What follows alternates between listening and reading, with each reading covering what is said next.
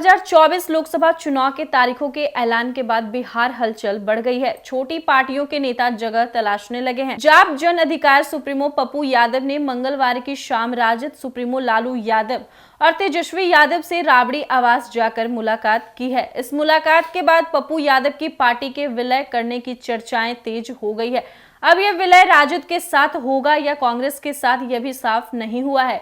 हालांकि कुछ दिनों पहले पूर्णिया की रैली में उन्होंने कहा था कि कांग्रेस उन्हें पूर्णिया से टिकट देती है तो वे अपनी पार्टी का विलय कांग्रेस में कर सकते हैं। लालू और तेजस्वी से मुलाकात के बाद पप्पू यादव ने सोशल मीडिया पर तस्वीर पोस्ट करते हुए लिखा, आप अभिभावक पिता तुल्य आदरणीय लालू जी, माननीय नेता प्रतिपक्ष भाई तेजस्वी जी के साथ पारिवारिक माहौल में मुलाकात। मिलकर बिहार में बीजेपी को जीरो पर आउट करने की रणनीति पर चर्चा हुई। बिहार में इंडिया गठबंधन की मजबूती, सीमांचल, कोसी, मिथिलांचल में 100% सफलता लक्ष्य है। लालू से मुलाकात के बाद पप्पू यादव दिल्ली के लिए रवाना हो गए हैं। दिल्ली जाने से पहले एयरपोर्ट पर उन्होंने कहा कि वह हमेशा से एक हैं। लालू यादव के दिल से ना वह कभी बाहर हुए हैं, ना उनके दिल से कभी लालू यादव बाहर हुए हैं। कांग्रेस से डील की चर्चा पर पप्पू यादव ने कहा कि कोसी और सीमांचल, खासकर पूर्णिया उनकी लाइफ लाइन है। बीजेपी पूर्णिया और सीमांचल के आइडेंटिटी पर ही हमला कर रही है। इसे रोकने के लिए हम पूरी तरह से ताकत से जुड़े हुए हैं। उन्होंने कहा कि मेरे लिए चुनाव कोई मैटर ही नहीं करता है, मेरा लक्ष्य बीजेपी को रोकना है। पिछले 17 महीने में तेजस्वी जी ने जो विश्वास हासिल किया है, इसे ध्यान में रखते हुए हमें 24 और 25 में भी साथ रहना है। दरअसल पिछले दिनों पप्पू यादव प्रणाम पूर्णिया रैली निकाल रहे थे। इस दौरान उन्होंने यह कहा था कि अगर कांग्रेस उनको पूर्णिया से सीट देती है तो वह अपनी पार्टी का कांग्रेस में विलय कर देंगे। कांग्रेस पप्पू यादव को पूर्णिया से लोकसभा चुनाव 2024 का उम्मीदवार बनाने के लिए लगभग तैयार हो गई है। पप्पू यादव कांग्रेस के टिकट से पूर्णिया से लोकसभा चुनाव लड़ सकते हैं। पप्पू यादव एक बार विधायक और 5 बार सांसद रहे हैं। वो पहले राजद में थे, लेकिन 2015 में उन्होंने जन अधिकार नाम से अपनी पार्टी बना ली।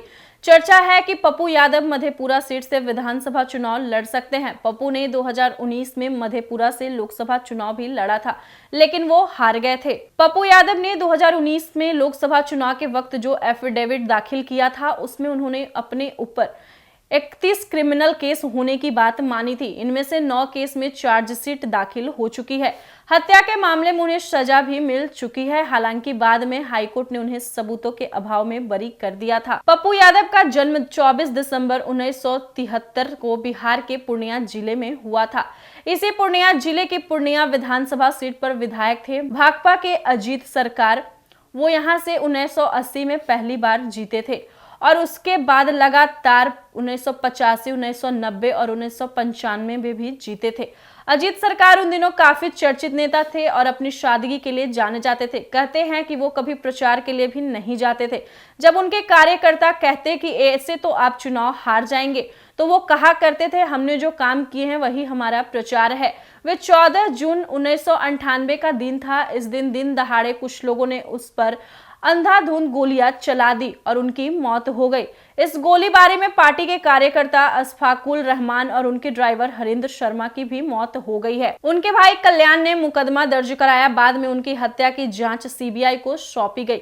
सीबीआई की जांच में पप्पू यादव का नाम भी आया। 10 साल बाद सीबीआई कोर्ट ने पप्पू यादव, राजन तिवारी और अनिल यादव को उम्र कैद की सजा सुनाई। बाद में इस फैसले को हाईकोर्ट में चुनौती दी गई, जिसने मई 2013 में अपना फैसला दिया। पप्पू यादव को सबूतों के अभाव में बरी कर दिया गया। हालांकि सीबीआई ने इस मामले को सुप्रीम कोर्ट में चुनौती दी है। पप्पू यादव की लव स्टोरी भी बड़ी दिलचस्प है और किसी फिल्म कहानी से कम भी नहीं है। बात 1991 की है। उस समय पप्पू बांकीपुर जेल में बंद थे। जेल में बंद पप्पू अक्सर जेल अधीक्षक के घर से लगे मैदान में लड़कों को खेलते देखा करते थे। इन लड़कों में एक था विक्की। बाद में विक्की से पप्पू यादव की नजदीकी बढ़ी। कहानी में ट्विस्ट तब आया जब एक दिन पप्पू ने विक्की के फैमिली एल्बम में टेनिस खेलती रंजीत की तस्वीर देखी। फोटो देखकर पप्पू रंजीत पर फिदा हो गए। पप्पू अक्सर उस टेनिस क्लब पहुंच जाया करते थे जहां रंजीत टेनिस खेला करती थी। रंजीत को यह सब पसंद नहीं था। उसने कई बार मना किया, लेकिन पप्पू नहीं माने। बाद में जैसे तैसे रंजीत तो मान गई, लेकिन परिवार वाले नहीं माने। रंजीत सिख थी और पप्पू हिंदू। तब किसी ने उन्हें सलाह दी कि उस समय कांग्रेस के नेता रहे एस एस अहलूवालिया उनकी मदद कर सकते हैं। उनसे मिलने पप्पू दिल्ली जा पहुंचे और मदद की गुहार लगाई। पप्पू यादव की आत्मकथा भी इसके जिक्र है।